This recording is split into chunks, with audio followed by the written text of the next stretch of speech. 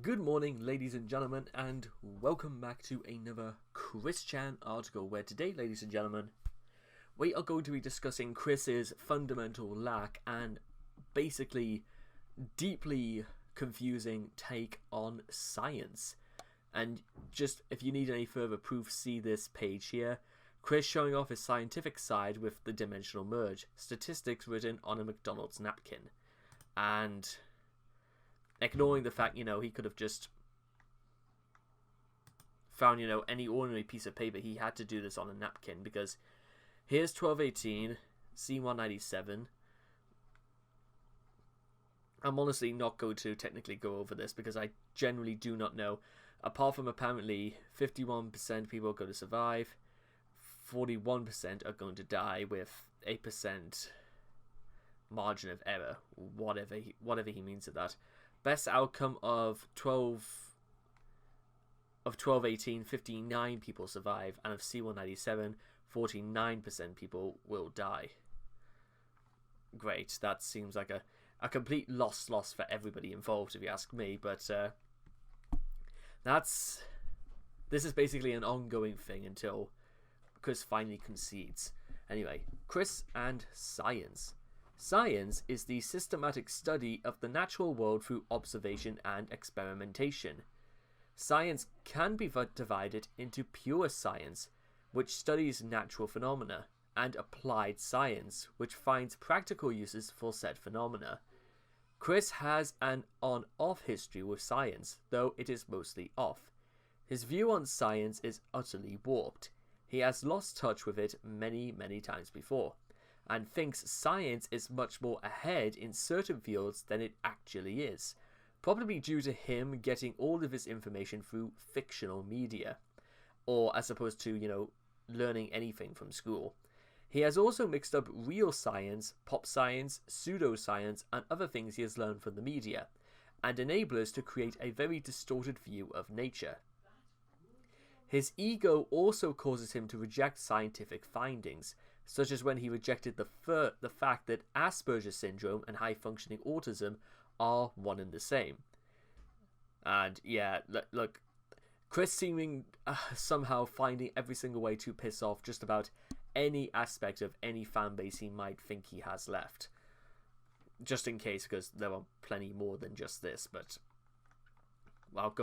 I'm going to do a very extensive article on concerning Chris's stance on autism, because that's the one I'm going to have the most probably to say, even more when I talked about him and his work ethic, if he had one. Chris on science. Chris comes from a scientific background on his father's side. Bob was a scientific man. He worked as a GE engineer for a large part of his life.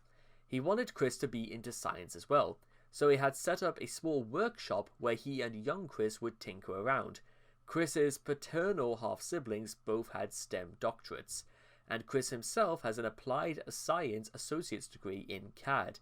Alas, none of this got Chris deeply interested in science. Chris has stated his opinions on science on his OkCupid questionnaire. Oh, this will be something to see. He said all types of science are interesting to him, though he finds conversations about science too boring and annoying. Well, okay, so he's not interested in science at all then.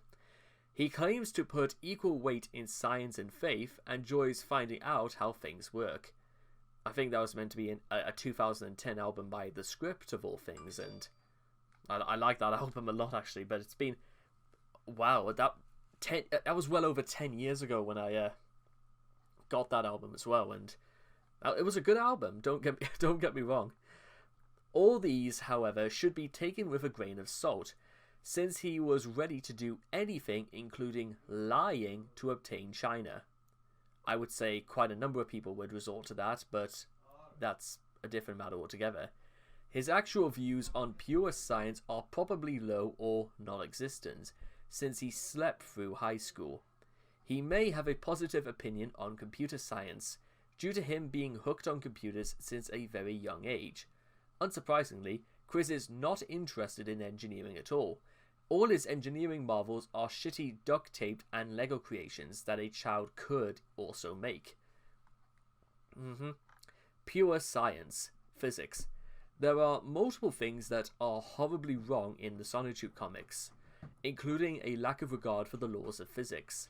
Yeah, also, I'm gonna say this right now because, again, animation, graphic design, comic book art is something I'm heavily interested in myself. And the physics is something that plays a larger role in terms of, things like lighting or how things weigh or, stuff like, exaggeration, all play much larger roles in those areas than anybody has any right to sort of guess at a first glance, even for people who know next to nothing about the trade. But Chris apparently somehow knows even less to those who are not interested at all, which is almost unbelievable in the grand scheme of things. All kinds of wacky things happen in the comics, such as light behaving to the wishes of the great director Chandler. Velocity and acceleration are as random as the lottery friction becomes fiction, and hypothetical concepts such as parallel dimensions or portals are everyday occurrences. Normally, these discrepancies from reality could be written off as science fiction, but Chris thinks all of this really happened in some other dimension. That, again, that's not a misprint either. This is something that Chris actually believes. And it can be considered as a critique of his scientific knowledge. In real life, since Chris has no real powers of any sort, he has to play by the rules of physics, but he maintains an unbending belief in unproven concepts. Most of these beliefs can be traced back to fictional media he likes, such as Who Framed Roger Rabbit and Futurama from the multiple dimensions, and Rick and Morty to prove that there are other people who can traverse dimensions. Also, here's a good point that needs to be represented. Wild Sonichu's conversion. I learned it from a passing Porygon. You can see here that there's light somehow seems to be... If we're going to take the perspective that light is just shining directly at Wild Sonichu, then his shadows should not be... For this foot in particular, should not be like nearly a meter apart on both sides of Sonichu's feet. Also, there would be some degree of shading. Also, it would included the shape of Wild Sonichu's leg here and his body as well, and it would have been like, I imagine, like, if I was to do... I don't even know really if I want to try and sort of like do my own take of what this is supposed to look like, because Chris will just write it in and just say that I've done the hard work for him, and I don't really want to give him the satisfaction for that. I mean, even doing something like in Photoshop or Illustrator where you could just turn down the opacity on a gradient tool would be easier. In fact, actually, there is no way, shape or form that I could not pull something like that off within about maybe 15 minutes of work. That's all it would take if I just opened up Illustrator right now. Anyway, chemistry. Chris had 2 gal pals as partners in his chemistry lab. Not much else is known of his views on chemistry, though he probably has low opinions about it due to the rote nature of chemistry and him being a lazy bum. Biology. Chris's history with biology is well documented due to him torturing his body by ramming all sorts of things into holes where they don't belong, which also torturing biologists by making ungodly anatomical drawings of electric hedgehog Pokemon and shitty morphographical drawings of humans.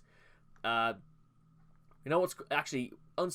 even more interesting actually is that my brother, who is studying biochemistry at the University of Dundee, would actually be able to give full accounts if Chris had upheld any opinions at all about biology and chemistry. And for one, he'd probably be able to tell you the damning importance of why you should not be shoving up medallions up your own arse. In fact, you know what? I could do the same right now, because first off, the rectum, the actual, the tunnel, as it were, that leads from the anus to the rectum, it has to be virtually airtight in order to avoid, the body temperature from, getting any lower than at 37.5 to prevent heat escaping. And in many ways, the 2 butt cheeks, which the cleftal horizon, which is the the line between both buttocks, it has to be almost like airtight as well, which, one, owing to, things like evolution and the way that human beings have come to identify with being able to sit on chairs correctly, is akin to this. Also wearing, well-manufactured clothes, and all of this is designed to keep various parts of the body safe. But when you are shoving something that is... Because they say a human arsehole could stretch up to about 4 foot in diameter. You could, in theory, but I'm getting off topic here, but if you stretch, let's say, a human arsehole at least 3.5 feet in diameter, it would take possibly a couple of hours between the ungodly pain, unless you're taking any precaution of anesthetic, or in any which way, let's say, for example, a couple of hours before the body temperature. If you were in the middle of the night at -4 degrees at 12 at night, then maybe that'll do something to your body, because aside from the pain, you might not be used to the cold and the fact that your own rectum would be exposed for all the world to see at the witching hour. So, yeah, don't do that. Not to mention that your rectum could be open to goodness knows how many diseases just lurking in the air at this moment. And considering we are in the middle of a pandemic, don't think that's in any way cause for a thing to test out. Anyway, applied science, computer science. Out of all the sciences, Chris is probably the best at computer science. Like most people during or after the 1980s, he has been around computers since his childhood. He took some computer upgrade classes in PVCC, and he bragged to Casey's dad that he's technologically inclined. He coded most of his websites by hand, using text editors, as opposed to using purpose-built HTML editors that do the heavy work for him. He knows a bit about older computers like the Commodore 64 to his age and nostalgia. Also, apparently, using it to become a plot point in as him becoming CPU Blueheart or whatever it is. Engineering. Bob tried to get Chris interested in engineering since Chris was young, to no avail. Though Chris has made a few inventions, such as a case for holding 2 Apple products and a case for holding Pokemon cards. Was it a dual disc that Chris possibly invented, perhaps? The raw materials Chris uses are limited to Crayola model magic and Legos and duct tape. Due to his new interest in cosplaying, he has started making some accessories to go along with the costume. When he cosplayed as Chris from Pokemon Crystal for BronyCon 2019, he tried to make a Pokegear. Instead of using proper professional materials, he opted to use Crayola model magic clay. I'm not too sure what this is. It looks like something, a custom-made thing for Digimon, possibly. Medicine. Medicine is a field of applied human biology which helps in keeping a person's health in check. Chris has incredibly poor mental, physical, and social health.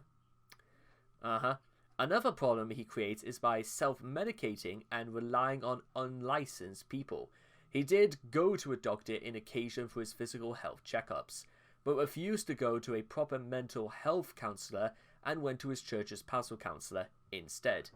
Recently, he has put in an effort to improve in all fields, but nowhere near what is required to make him a fully functioning human being.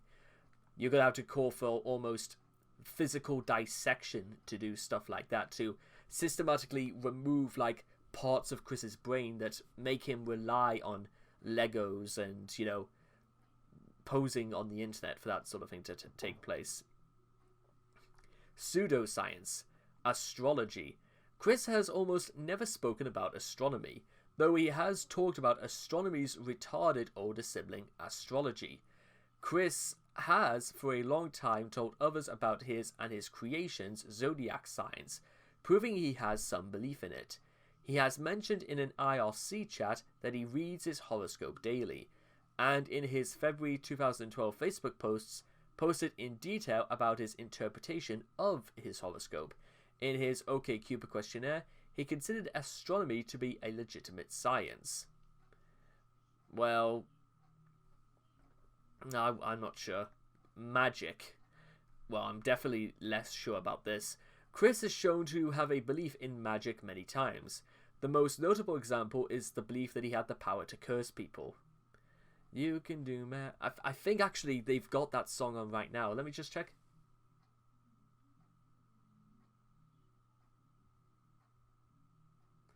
They really do have Magic by I can't remember which group it is, but it's a great song anyway. Magic stones. A subsequent of his belief in magic, Chris has started purchasing and wearing various semi-precious stones which supposedly mentally calm and heal him because, you know, Chris is gullible. He also purchased an $80 water bottle with some rocks in it, which also help him accomplish the same. $80 for a water bottle with some rocks. I think it's fair to say that Chris has still got a very long way to go before he thinks himself as being healthy, if he thinks this is a legitimate, you know, investment. Subliminal frequency self-help audio. Subliminal frequency hypnosis videos are sets of audio on YouTube that claim to help listeners do things such as reduce body odor, turn a penis into a vagina, and make your ass fatter and stomach thinner without having to do any actual work. That is complete BS in my opinion. But then again, I've never listened to any of those. Chris started watching these in 2016 in an attempt to speed up his gender transition. This culminated in Chris slicing his taint open, you're reading that right, because he believed that watching these videos caused a vagina to grow inside him. Despite risking his health from doing so, he continued to follow them, this time in an attempt to develop psychic powers. It must also be noted that the ass fattening is working, though the reason for it is something else entirely, and it is not due to, you know, Chris doing exercises like, you know, like squatting or, you know, anything like that. Anyway, so that is going to do it for Chris and science, and it's an interesting one because even though I'm not necessarily the most scientific mind around, and I hold no shame in admitting it, there are things in science, like in the world of physics, more than anything, so like struck my attention at a younger age. And if I was really to apply myself and to venture back into just simple little lessons here and there about stuff like color diffraction and the laws about, you know, astrology, and possibly I've even got several books about, you know, particle theory and chaos theory of all things. So perhaps maybe if I really wanted to, I could stand here and give a lecture about chaos theory or laws of relativity if I wanted to. It's all a matter about applying yourself and whether you really want to take yourself seriously. Unlike Chris, who says he is interested but cannot be asked to decipher anything scientific. That's the sort of thing that separates Chris from my brother, for example. My brother, who is very interested in science, and he knows what he's talking about, because I don't want to, like, you know, push his ego or anything like that, but I would go to, even though he's an unlicensed doctor, I would take his advice. Even though I think it's for something a bit more about, like, he would talk about the, like, chemical reactions that happen inside the brain, and also how antibodies are sort of released in the immune system or stuff like that. But you know what? It is what it is. So anyway, I hope you guys have enjoyed this article of Chris and Science, courtesy of The Quickie. Please make sure to leave your thoughts and comments in the comment section down below. Let me know what you guys have thought about the article for yourselves. And I hope to see all of you guys again in the next video. Take care. Bye-bye for now.